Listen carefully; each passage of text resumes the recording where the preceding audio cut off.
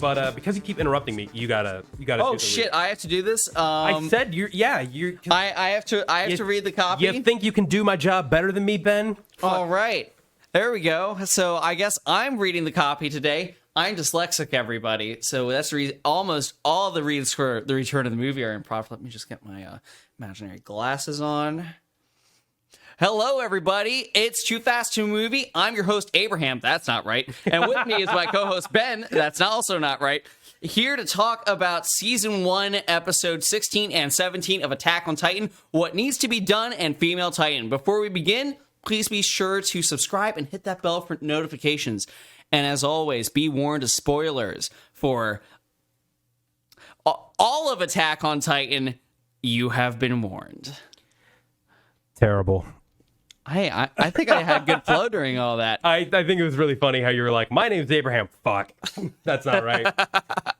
Man, because we were just talking like, we were talking last episode that was the beginning of like the real meat and potatoes.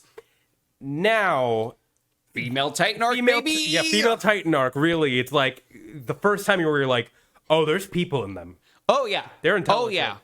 If you didn't think of that about the Armor Titan and the Colossal Titan already, this puts it in your head. I feel like for me, when I first did this, the female, I interpreted those as like, and the show does a really good job framing it in this way as like they are some sort of godly beings. Like there is something much more higher up and holy about them that we just do not understand. And that's where I think most people think the story is going initially. Yeah.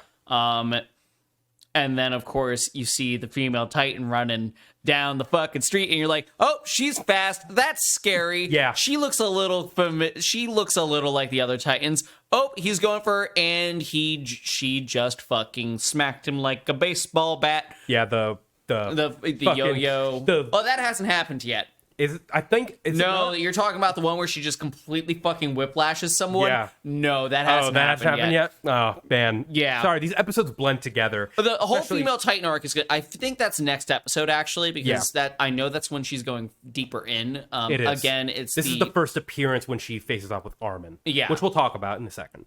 But there's something, and I think Armin spells it out very quickly and correctly, and when you're first watching it, it can feel a little out of left field, but at the same time, it's like, but if that's true, oh no, this is way deeper than I thought it was. Yeah. With that, let's go ahead and jump into the recap of these two episodes. I'm not going to let you read this. Oh. Because, sorry, dyslexic boy. You're in timeout. I can do reads. So, with the death of Sonny and Bean, the military begins to investigate the ODM gear of all of the recruits. And there's a moment when Armin praises Annie for her bravery during Trost, with Armin telling her that she is nice after all, something we'll talk about later. And with the investigation not really revealing anything about the culprits, the time comes for everyone to choose their military branch.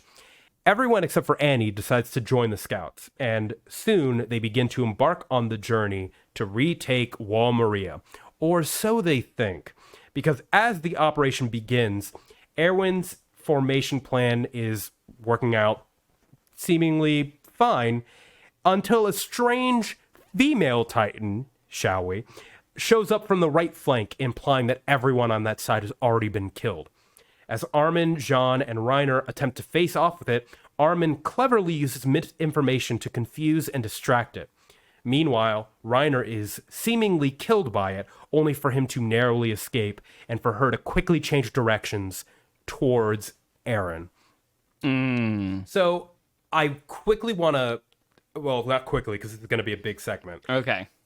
I want to talk about Erwin, because if you actually pay attention, because the biggest question that could come into your mind is, how the fuck, like, did Erwin plan for the female Titan?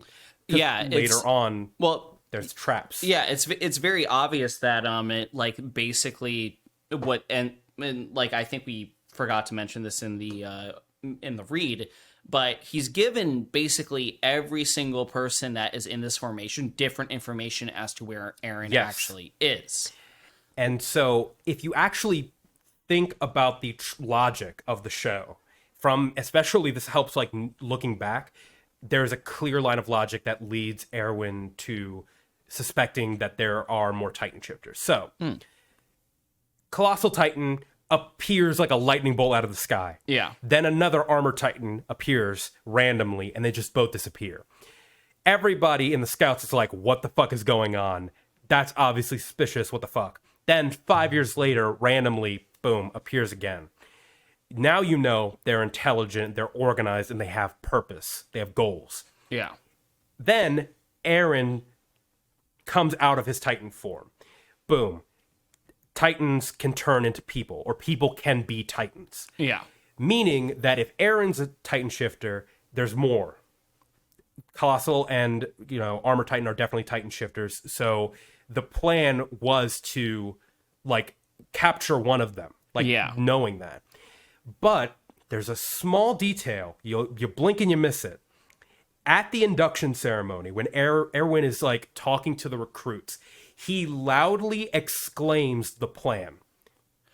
He tells everyone in the audience, here's exactly what we're going to do. Here's the route we're going to take. Here's everything that you need to know, and you can come with us. Reiner and Annie and Bertold hear that and go, cool, let's capitalize on that. Not realizing that it's all a fake out to capture them. And the different pieces of information is given, like, is obviously Reiner giving Annie that leak, like, saying, like, oh, they're in the right flank. Didn't actually work. Yeah. But that's how, like, when you think about, like, all of the progressions of, like, things that are happening in the world and how a logical person who's been studying Titans, like Hanji's on their team. Yeah. They know enough about Titans to know that Titans don't just appear with a lightning bolt and break the wall twice. Yeah. Lightning doesn't strike twice, if you will. Boom! But yeah, I think, not even speaking to, like, how smart Erwin is, because, like, obviously, like, that's a, like... big brain move. That's a huge big brain move to even make this operation happen.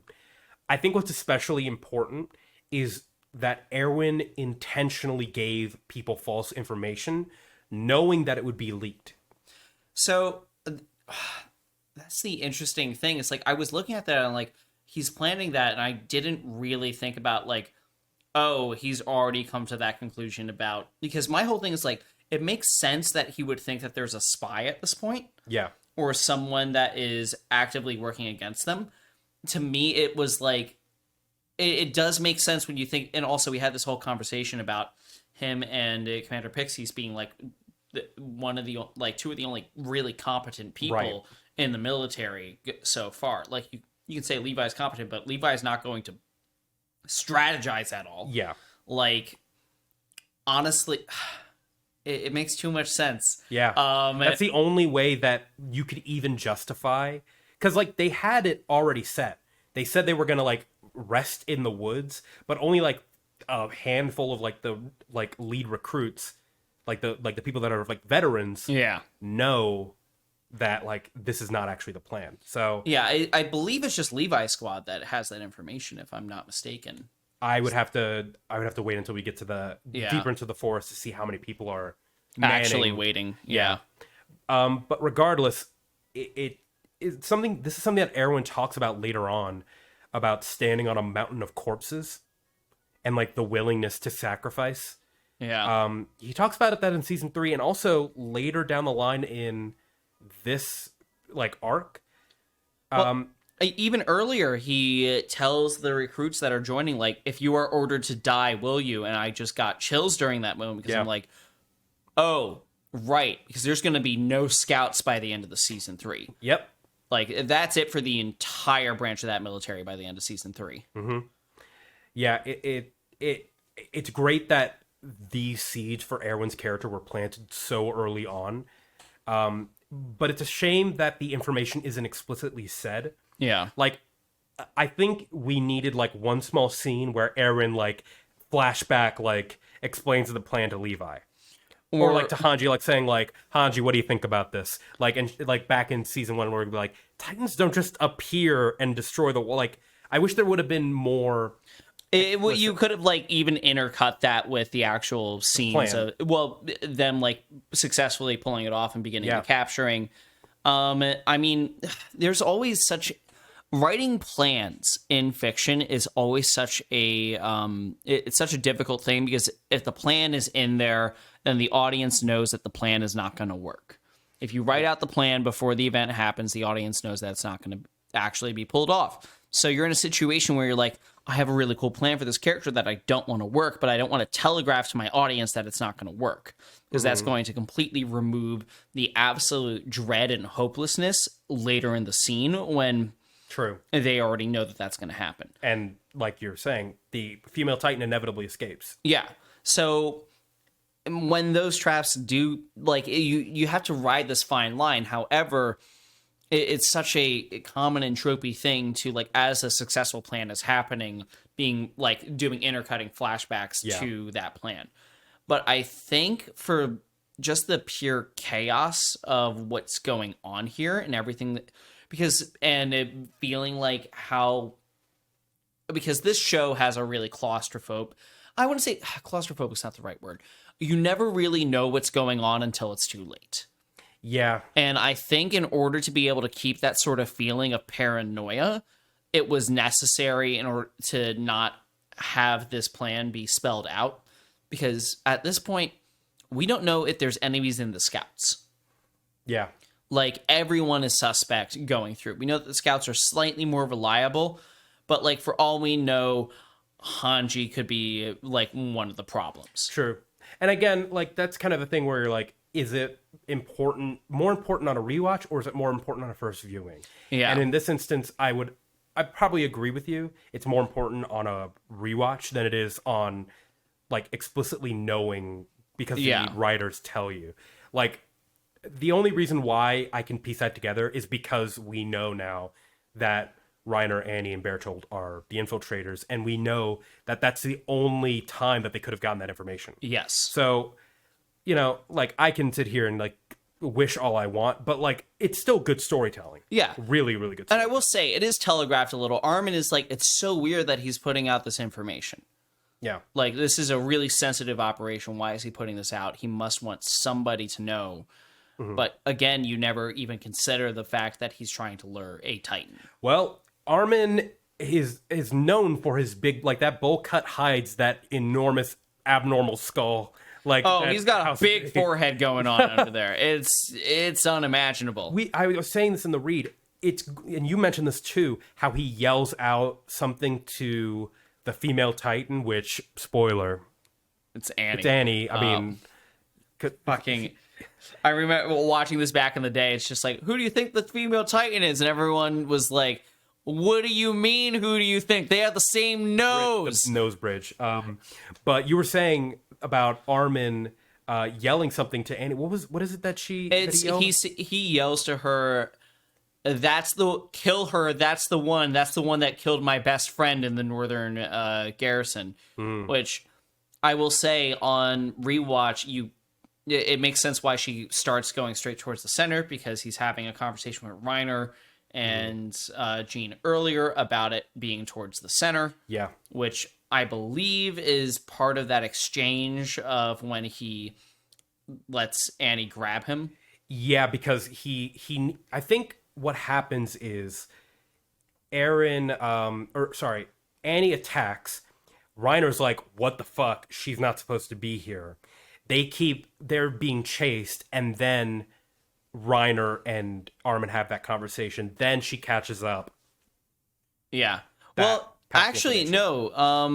Reiner mentions that in his, at least I believe it was, and if I am wrong, someone please correct me about this in the comments, but I believe that it was that Reiner said, in my plans, it said that he was in the right flank when everyone was debating on where he existed. You're right. Yeah, no, it happened way earlier. Yeah, so, like, Reiner's aware, and then Armin's like, of course he's not in any of those spots. He's at the center where he's the safest that he could be. Yeah. Like, and then, of course, he gets grabbed by Annie, and I believe in that brief interaction, he's like... He writes, like, probably, like, C, like, he could write, like, the letter C for center. Yeah. Like he probably had some way of communicating with her what the situation was. And because she does a full beeline change right at that moment. Yeah, and that's another thing too, because I can't believe I never found that weird. The fact that he gets grabbed and survives, I thought it was the most metal thing in the world the first time I saw it. That's not what well, obviously, like, that's kind of weird, but like, that's not that's not what I'm talking about. I mean, like, her just like going like this, and it's like camera's like here, so you can't really see her face. Looking at face, stand up, completely different direction. Yep. And we had already known that this Titan is intelligent, and you don't even, like, we're so caught up in the terror and the confusion of it all that we don't ask more than what the fuck is going on. We don't ask for intent. Yeah. Which is just a really good writing tool. That Isayama always does. Confuse the audience until it's too late. Yeah. And like when you're overwhelmed with a new world, a new magic system, and the characters in the world are also confused. This is such a weird thing, because this is how you write horror on an epic scale. Like, it is all about, you can have all this crazy stuff going on, and you can have this sort of different pieces of power creep and everything and ways to actually combat these things. But if you keep it confusing and you keep the fucking characters on their toes, it's just like, oh man, we discovered one thing, but there's more questions now. Yep. And oh man, those deadly things just keep getting deadlier. It's gonna be a bad time. They come in women now? What? What the fuck? Oh man, that's like when you first saw that female Titan, you were like, why does that Titan have it's like where did the boobies come from? Yeah, you're like why and also like Reiner, I'm sorry, but watching this episode and knowing that Reiner knows that it's Annie, and he's just making like, man, who's the Titan with the nice ass? I'm like, oh dude. Oh yeah. Oh dude. Well, because that's a whole thing where Reiner knows who it is and knows that she's not going to hurt him, and he knows that they can't possibly kill Annie. Yeah. So it's like, I can just say whatever I want, because like, I'm fine. And that's exactly what he does in the training too. Yeah. Because he like pits Eren against Annie, because he's like, we're fucking in it. May as well have some fun. Yeah. It's really fucked up. It's really fucked up. That moment to me was just like, man, it was one thing when I thought that when I thought it was just a Titan and not a person in a Titan. But now it's just Reiner being shitty to Annie. Yeah, now it's just Reiner being shitty. Like, now that I know the context, I'm just like, dude, stop it. Oh, man. Yeah, Reiner, once again, is... It's like, you keep finding moments where you're like damn it, garbage. He's garbage. He was garbage all along. And he really, like, that's the truth. He was garbage the entire run. He just didn't get better until season 4. Yeah, no, I'm feeling it right now, and I'm like, and honestly, the amount of deception that this man has had to do from childhood is really crazy. Yeah. And that's another thing too, because like we've talked, like, I remember you brought this up, but I didn't comment on it.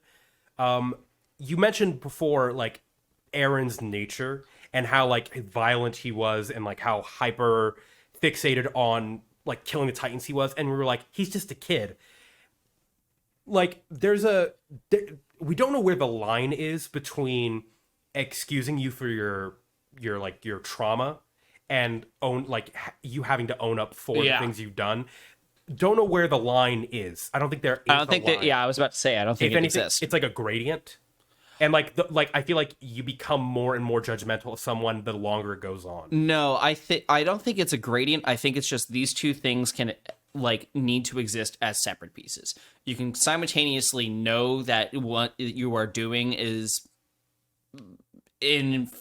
influenced by your trauma, but no matter what, it never excuses it. And you need to hold yourself accountable. It is, these two things have to exist separately.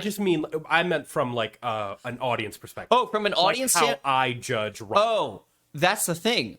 You have to look at them separately when you're doing that, though. Yeah. So you have to remember, he's a shitty person. He changes. he's still a shitty person. Yeah. And he, no matter how you look at it, he needs to own up to his actions, which is the reason why redemption stories have such an attraction. And like going to another, one of the best examples of redemption stories in the modern animation, Avatar: The Last Airbender, Zuko. Yeah. You have this example of Zuko is very responsible for everything that he does. Yeah. He doesn't do anything as heinous as dooming an entire civilization.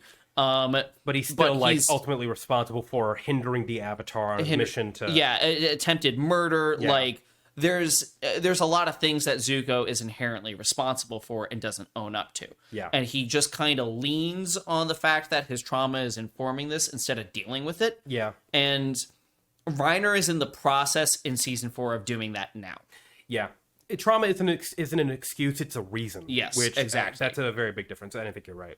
I think last thing I kind of want to leave off on is Annie's mindset through the entire thing. This is, without a doubt, the most violent we've seen Annie, like, probably ever. Like, the only time that I can think that we've visually seen Annie kill as many people as she has now is the collateral that happens at the end of season 1, which, like, she was trying to escape. Yeah. So, like, I don't know. It's significantly more Aaron than Annie. And then the flashback that happens in season 4 when they're, like, explaining her powers. Yeah. This, like, we know Annie doesn't want to be here. We know that Annie does not care about the war, is really only doing this because she wants to help her father. I guess, what do we think about Annie bodying legions of scouts? She's doing what she's been ordered to by Reiner. She's the only person that can really move to do anything because honestly, I feel like the Armored Titan could have done it as well, but Reiner was in a position where if the mission failed, it would have completely blown his cover. Yeah. Those are the two Titans that can really do anything in any given situation. Yeah. But Annie was in the perfect spot to be able to carry this out, and it basically fell to her responsibility as a soldier to do this. So there is this really weird line where you have to remember Annie's very captive in this situation by Reiner. Yeah. She can't really do anything. Her best option, honestly, would just be, like, if she wanted to get out, she couldn't go home. Mm-hmm. In order to even try to go home, she'd have to basically kill Reiner, which would be really difficult for her given Reiner's powers and just what exists. Her hardening's good, but it's not Armored Titan level. Right. So she knows she can't do anything. The best thing that she can possibly do to go home is to carry out this mission and capture Aaron. Yeah. She's in a position where, like, honestly, knowing what we know now, I can't fault her for a single person that she kills. Because the fact of the matter is that in this situation, she's now a soldier fighting a war that she does not want to be in. And you have to remember that a lot of the soldiers that end up in this situation end up having to do the same thing. I guess that brings up I think devil's advocate. Yeah, but like, because we just talked about how Reiner isn't, like, we can't use, like, trauma as an excuse. Does that apply to Annie in the sense that, like, yes, she wants to see her father, but still she's carrying out evil actions? She is. So I will say one of the fundamental differences between Reiner is Reiner had a choice on how to carry out this operation. And he chose to do it in probably one of the most violent ways. Like, I'm still they were in a position where they had the opportunity to turn back, and he did it out of pride. Fair. Yeah. Like, he bears so much of the actual sin of this because it wasn't from a soldier standpoint, it was from an ego standpoint. And what we have to remember with Annie is that she's in a position where she still has no idea who she can trust. If she's like, I'll tell you everything to the government, she's probably just going to get fucking killed. Yep. Like, she's not in a situation... the only version of this where she walks out alive is by doing what Reiner says. Yeah. So you have to remember she's a hostage without a single ally in this. And could she have potentially tried to build some allies? Yes. However, you have to remember, family, I can't, she has family waiting at home. Yeah. Like, she can't just like abandon. Yeah, I mean, she could, but she could pull. Yeah, she could pull. Well, Grisha. Yeah, Grisha still had family. She could pull a Grisha. But not like I can't. I'm not gonna like fault someone for not wanting to abandon their family. Yeah, it's one of these things where like I can sympathize with her significantly more than I can with both Reiner and Bertold. Yeah, because in my opinion, Bertold's actually the fucking worst of them. Bertold is way worse because he's an enabler. Yeah, he sits back, especially because he's the fucking colossal titan. Yeah, he has more like. He's more powerful than anybody in the situation, but he chooses not to do anything with it. Yeah. Similarly, it's like the king. Like, yeah. I hate him for the same reasons that I would hate him. Yeah. It's the inaction. And I think Annie is probably, morally speaking, the best of the bunch. Well, funny you should say that because I talked about this in the read. It's funny how Armin, an episode later, comments that Annie is a good person. And it's also funny because in that moment, they're checking the ODM gear. He knows that that's Marco's gear. Oh. Yeah. And Annie what is it called? Spared Armin in this moment. Yeah. So, like, we were talking about like the Annie and Armin ship, and Armin ship, like, would that be a thing? Oh, after rewatching this episode, absolutely. Yeah. Like these two episodes back to back of the way that Armin and Annie see each other as good people in really a situation where nobody can be like nobody can be objectively good. Right. Yeah. That speaks like the blossoming of like a relationship. Yeah. But I have no idea if that ever gets explored. The circumstances of the world probably can't allow that. Yeah. So with that, and all of that delicious goodness of Attack on Titan, we're going to go ahead and wrap up. Let us know what you thought about these two episodes. Are you an Armin and Annie shipper? And I was going to ask the same question. Yeah. What is the ship name? Is it Arnie? Because I actually kind of... It's got to be Arnie. That's the only option now. It's because it's so bad. I'm with Team Arnie. I'm totally with Team Arnie. All right. With that, it's too fast to movie. God. Sorry. Yeah, no, it's good. Just don't ever do it again or I'll kill you. Bye.